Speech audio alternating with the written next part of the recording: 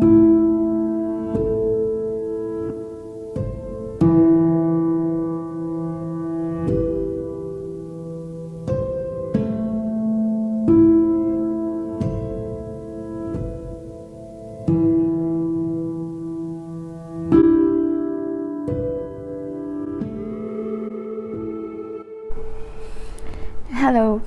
welcome to our exhibition and thank you all for being here. I'd like to tell you a little about my journey and the ideas behind this event. My name is Raghad Mardini and I'm the founding director of Litehouse Gallery, a pop-up gallery based here in London. Born in Syria to a middle-class family in Damascus, my father was a doctor. My mother was a mathematician and teacher. I studied civil engineering and hold a master's in structural engineering and a BSc in civil engineering from Damascus University. I've designed and restored many historic houses in Damascus. Became involved in the art scene in Damascus as a collector.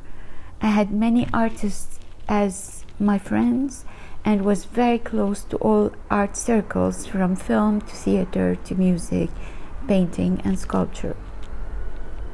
I moved to Lebanon in 2008 with my 2 children for school after their international school in Damascus was closed. As a single mother, I started to build a new life in Lebanon, including working in renovation, which brought me to the Ottoman stables in Alay, a suburb of Beirut which was abandoned since the Lebanese Civil War. The idea of transforming these historic stables into an art space came spontaneously after I witnessed how the situation in Syria deteriorated in 2011. Thousands fled to Lebanon, among them many young emerging artists.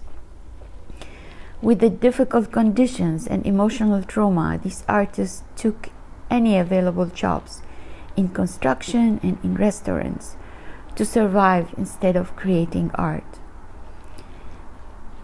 I believe in the importance of art in times of war, so I transformed the stables into a haven for the exiled Syrian artists in Lebanon, an NGO called Art Residence Alay.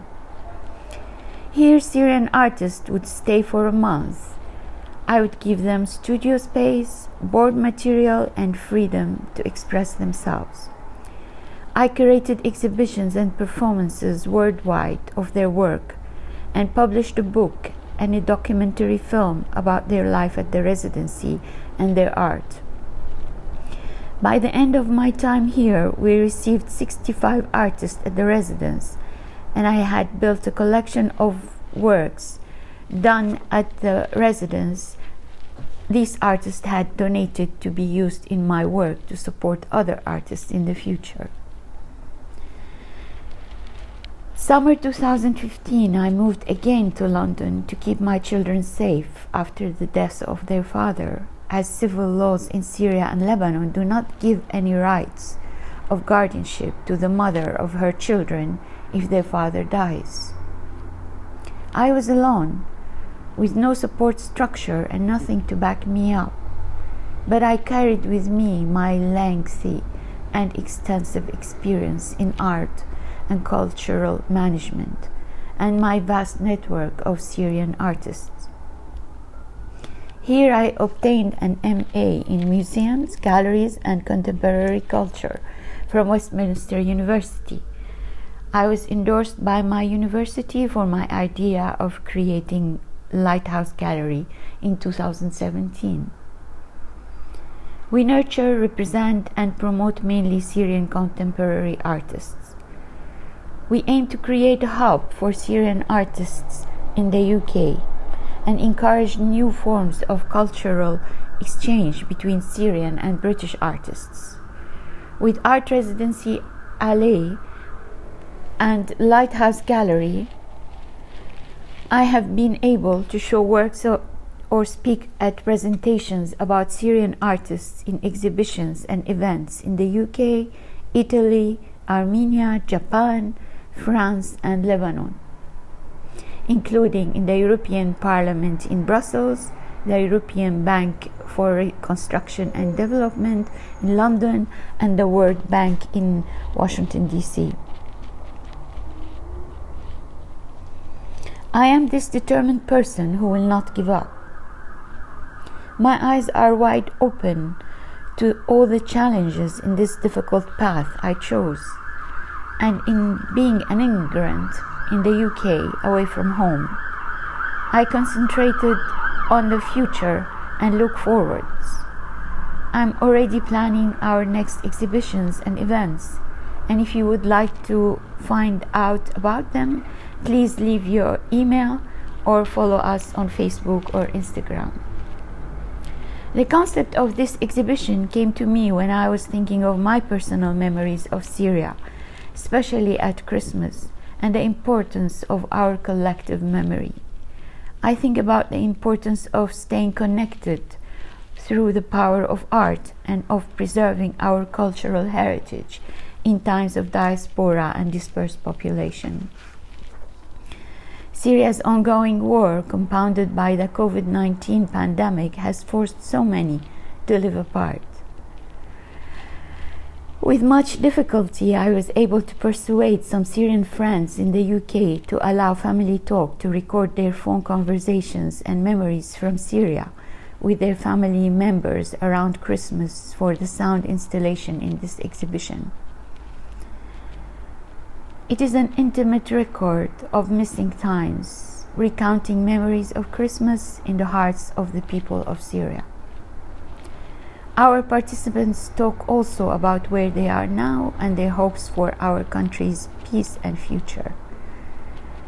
It is a stimulating sound installation that makes you want to listen, hear their memories, imagine their faces, and look for them in the intimate family photographs that they, along with other artists and photographers, have shared with us from the old days in Syria.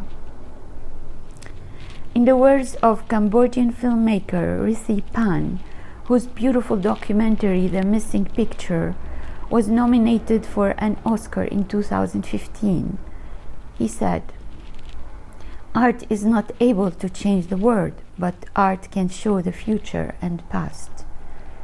He said, "When I play the flute, I learn to cry." The core of this is the capacity of art to open our emotional selves and to enable us to look deeper into the past and imagine the future. Reconciliation within and among individuals and societies is the essential first step towards building a positive future out of the remnants of a tragic past or present. We should deeply employ art and culture effectively to rebuild society. Finally, thanking all those who trusted us with their personal family photos and participated on the talks. Also those who worked on the project, my team, Indra, Elena, Sarah, and Imogen. Thanking St. Anne's Church, Father Simon Buckley, Jake, Father Nassar from Syria, Katie, Rania, Tima, Lamia, Malaz, Muna, and Hiba. Thanking Howell, Sedgwick Gell, and Barbara Antonian, founder of the Hospice Biographers and Family Talk, for collaboration on the sound installation.